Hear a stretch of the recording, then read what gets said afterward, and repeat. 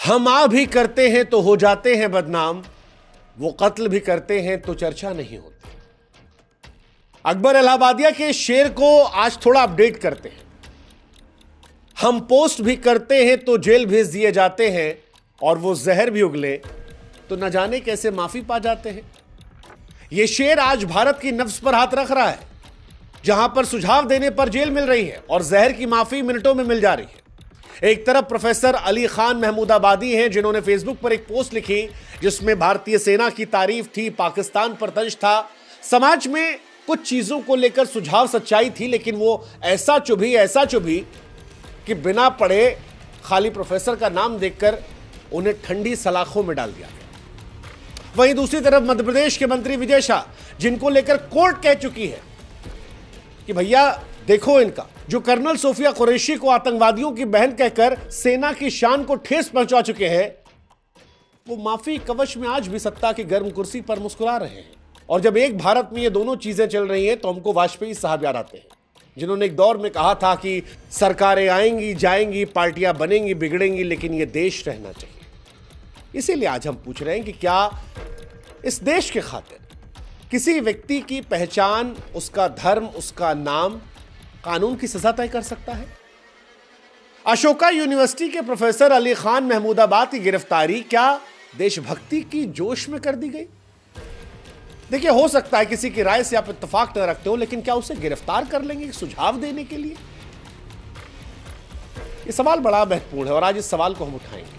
हम चाहते हैं आप हमारे साथ जुड़े, ताकि जो खबरें हम आपके लिए लाते हैं निष्पक्षता से, वो आप तक जल्दी पहुंच सके। इसलिए इतना साथ हमारा दीजिएगा, जरूर जुड़िएगा हमारे साथ। अब बात करते हैं उस पोस्ट की जिसके चलते गिरफ्तारी हो गई। क्या है प्रोफेसर अली खान की कहानी? तो कहानी यह है कि 8 मई 2025 को अशोका यूनिवर्सिटी के राजनीति विज्ञान के प्रोफेसर अली खान महमूदाबादी ने एक फेसबुक पर पोस्ट लिखी, जिसमें ऑपरेशन सिंदूर को आतंकवाद के खिलाफ भारत का एक मजबूत कदम बताया। आतंकवादियों को शरण देने की पाकिस्तान की नीतियों को बेनकाब करने का जिक्र था।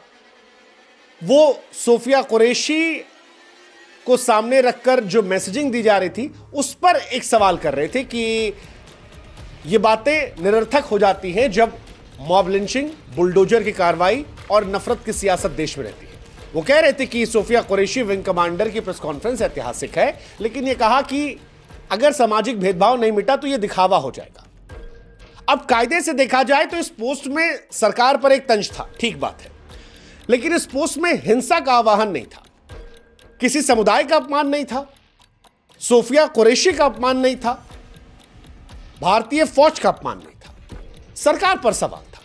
लेकिन सवाल यह है कि सरकार पर सवाल करने के लिए क्या जेल में डाल दोगे? क्योंकि बीजेपी युवा मोर्चा, हरियाणा महिला आयोग ने इसे राष्ट्रीय अखंडता और महिला विरोधी करार दे दिया। हालांकि प्रोफेसर साहब ने फिर स्पष्ट किया कि जब वो ये पोस्ट लिख रहे हैं, तब इस पोस्ट में सेना के बारे में या सोफिया कुरैशी के बारे में वो कुछ भी नहीं कह रहे। वो सरकार की नीतियों पर सवाल उठा रहे हैं और ये किसी का अपमान नहीं है, ये सिर्फ सरकार पर सवाल है। लेकिन फिर भी गिरफ्तारी होती है। जैसे कि हमने कहा, हरियाणा की महिला आयोग को लगा कि यह महिला विरोधी था, बीजेपी युवा मोर्चा को यह राष्ट्रीय अखंडता के खिलाफ दिखा। 12 मई को नोटिस दी गई, 16 को शिकायत हुई, 18 को गिरफ्तारी हो गई। और गिरफ्तारी भी हल्की धाराओं में नहीं हुई है।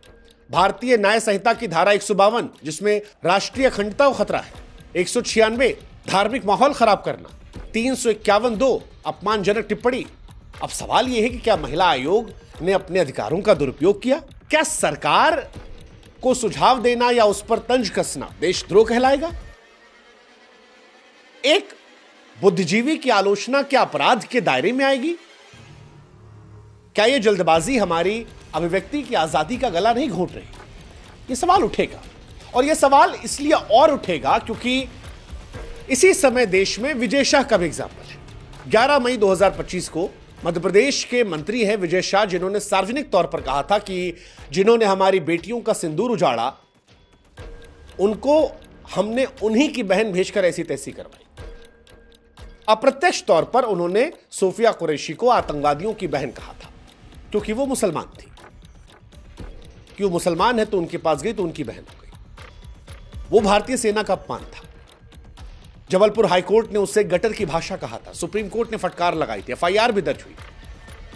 लेकिन मंत्री जी अभी भी पद पर बने हुए हैं और यही दोहरा मापदंड आज सवाल खड़ा कर रहा है और अटल जी वाली बात को हमको बार बार याद दिला रहा है कि सरकारें आएंगी, सरकारें जाएंगी, देश रहना चाहिए। नाम और धर्म के आधार पर क्या सजा देगी? प्रोफेसर अली खान मुसलमान है, अशोका यूनिवर्सिटी के प्रोफेसर है, समाजवादी पार्टी से उनका रिश्ता रहा है, सेना की तारीफ की थी, बीजेपी के वो आलोचक रहे। जो चलेगा, सरकार या पार्टी का आलोचक होना गुनाह नहीं है। That is why we are democracy. हम में चाइना में, हम में रशिया में, हम में नॉर्थ कोरिया में यही अंतर है। हालांकि इस बीच में इनके दादा का जिन्ना कनेक्शन भी खूब वायरल हुआ, उधर भी हम जाएंगे। लेकिन विजय शाह के सामने प्रोफेसर अली का जब नाम आता है तो यह सवाल उठता है कि एक तरफ माफी दी जा रही है, एक तरफ छत्रछाया दी जा रही है, एक तरफ पद से भी नहीं हटाया जा रहा और एक आदमी को आप घर से उठा ले जाते हो, जेल में डाल देते हो। यह कैसे पॉसिबल है? एक आदमी ने सुझाव दिया था, एक आदमी आपके सामने प्रत्यक्ष तौर पर कह रहा है, जिसको लेकर कोर्ट कह रहा है। जो एफआईआर आप कर रहे हो, एक आदमी पर इतनी सख्त कर रहे हो, एक आदमी पर इतनी हल्की कर रहे हो, कोर्ट कह रहा है। क्या यह भारत का निष्पक्ष लोकतंत्र है? क्या कानून की तराजू पर भी धर्म और सियासत का वजन अब भारी हो रहा है? प्रोफेसर अली खां कोई ऐसा नहीं कि ऐरा गैरा नत्थु खैरा शख्स है। पढ़ाई लिखाई देखेंगे तो कैम्ब्रिज यूनिवर्सिटी से उन्होंने पीएचडी की है, एमफिल किया है, एमहर्स्ट कॉलेज से बीए किया है, दमेश्कस यूनिवर्सिटी से अरबी में अध्ययन किया है, अशोका यूनिवर्सिटी में राजनीति विज्ञान के विभाग प्रमुख है, इतिहासकार है, लेखक है और लिखते रहे, कई सारी किताबें लिखी है। राजनीतिक पॉइंट ऑफ व्यू से देखेंगे तो समाजवादी पार्टी के पूर्व प्रवक्ता रहे हैं। परिवार महमूदाबाद के नवाबी परिवार से रहा है, पिताजी इनके कांग्रेस के विधायक रहे हैं। और यह सब ना भी हो, मान चलो कोई साधारण सा इंसान है, तो क्या उसकी पहचान या सियासी रुख के चलते उसे गिरफ्तारी कर ली जाएगी? यह किसी भी सरकार में हो सकता है। किसी बीजेपी शासित राज्य में हुआ तब भी सवाल उठा रहे हैं, किसी गैर बीजेपी शासित राज्य में किसी बीजेपी वाले के विरोध करने पर होगा तब भी यही आवाज उठानी चाहिए। हम एक आंख से सच देखेंगे तभी यह देश आधा देख पाता है। इस देश में लोग आवाजें नहीं उठा पाते क्योंकि बहुत सारे लोग आज भी होंगे जो कह रहे होंगे सर क्या कर रही है, मामला उठा रहे हैं, मुसलमान है, छोड़ दीजिए।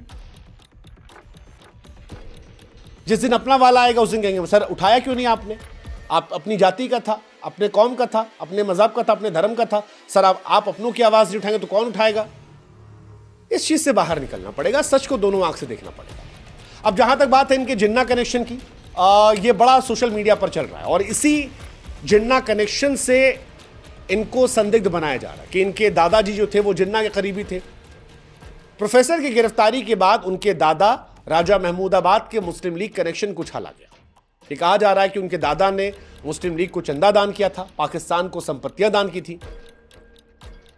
देखो इसमें हम बहुत ज्यादा गए नहीं, हमने सोशल मीडिया पर इसे खोजने की कोशिश की, लेकिन ये जो बात है ये 1940-50 के दशक की बात है।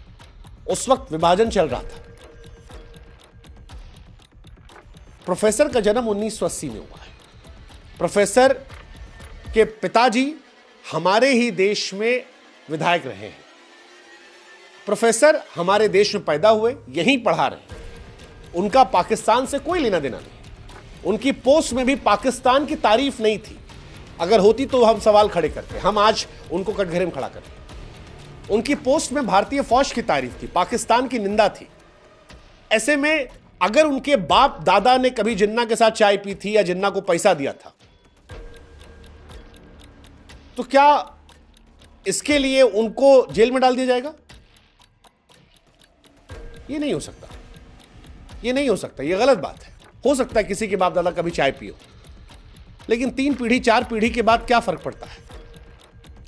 हां, अगर वो पाकिस्तान के प्रेम में अंधे होते, अगर वो पाकिस्तान की भाषा बोल रहे होते, अगर वो पाकिस्तान को ताकत दे रहे होते, तो फिर हम उनको कटघरे में खड़ा करते, फिर बाप दादा का भी जिक्र करते शायद और मिलाकर करते। लेकिन जब कोई आदमी देश के लिए आवाज उठा रहा है तो उसके बाप दादा का नाम, वो भी उस वक्त जब देश विभाजन हो रहा था, उस वक्त की परिस्थितियां बहुत अलग थी। क्या सिनेरियो था हमने नहीं देखा। 70 साल पुराना इतिहास को दिमाग में रखकर एक फेसबुक पोस्ट जिसमें आज राय दी गई है, उसमें आप सजा नहीं दे सकते। सच कहें तो भारत का लोकतंत्र ऐसा लगता है कि दोराहे पर खड़ा है। एक तरफ प्रोफेसर अली खान जैसे लोग, जो एक पोस्ट के लिए जेल भेज दिए जाते हैं, दूसरी तरफ विजय शाह जैसे नेता जो नफरत अपमान फैलाते हैं लेकिन माफी मांगकर बच जाते हैं। सोफिया कुरैशी जाने अनजाने सियासत का हिस्सा बन गई और वो हिस्सा इसलिए बनी है क्योंकि उनकी पहचान मुसलमान है। यह भी अफसोसजनक है। उनकी गरिमा का अपमान करने वाले आजाद हैं और यह दोहरा मापदंड न केवल कानून की निष्पक्षता को ललकारता है बल्कि संविधान के मूल्यों जिसमें अभिव्यक्ति की आजादी, समानता, न्याय को जिक्र किया गया है, उसे भी तार-तार करता है। सवाल यह है कि क्या हम ऐसी व्यवस्था बन गए हैं जहां सच बोलने की सजा जेल है, या सुझाव देने की सजा जेल है, या किसी के विचारों से हम इत्तेफाक नहीं रखते तो हम उसे जेल में डाल देंगे, या कोई किसी और पॉलिटिकल पार्टी का है और हमारे मन की बात नहीं बोला जेल में डाल देंगे, और अगर हमारी पार्टी का है तो गलत भी बोलेगा तो हम उसे आजाद घूमने देंगे, छोड़ देंगे। मैं फिर कह रहा हूं, वाजपेयी साहब को याद कर लीजिए। पूर्व प्रधानमंत्री वाजपेयी साहब ने कहा था, सरकारें आएंगी जाएंगी, पार्टियां बनेंगी बिगड़ेंगी, ये देश रहना चाहिए। हरियाणा बीजेपी को इस सबक को भूलना नहीं चाहिए। देश के खातिर ऐसी कट्टरता और विवेक शून्यता से बचना होगा, क्योंकि अगर इस तरह से लोगों को हिरासत में डालेंगे तो लोकतंत्र कैद में चला जाएगा। हम आखिर में यही कहेंगे, प्रोफेसर अली खान की गिरफ्तारी एक पोस्ट की कीमत नहीं है, लोकतंत्र की कीमत है। अगर इस तरह से जेल डाला जाएगा तो फिर हमारा लोकतंत्र खोखला हो जाएगा। यह वक्त है भारत को उसके संविधान की रोशनी में देखने का, इसके जख्मों को ठीक करने का और इसे हर नागरिक का तंत्र बनाने का, जहां पर पहचान के आधार पर जेल में नहीं डाला जाएगा। जो गुनाह करेगा, जो गलत करेगा, उसे जेल में डाला जाएगा। उम्मीद करते हैं कि प्रोफेसर के लिए आप भी आवाज उठाएंगे, बिना ये देखे कि आप किस जात से हैं, किस धर्म से हैं, किस मजहब से हैं, किस कौम से हैं, कहां से आते हैं आप। और इसी तरह से जब कभी दूसरी तरफ भी होगा तब भी समाज के हर व्यक्ति से उम्मीद करेंगे कि आप आवाज उठाएंगे। ऐसे ही लोकतंत्र हमारा मजबूत होगा। उम्मीद करते हैं इस लड़ाई में हमें आपका भी साथ मिलेगा। आप हमारे साथ जुड़िएगा जरूर, और इस खबर पर आप क्या सोचते हैं उस पर अपनी राय भी जरूर दीजिएगा। नमस्कार, जय हिंद, जय भारत।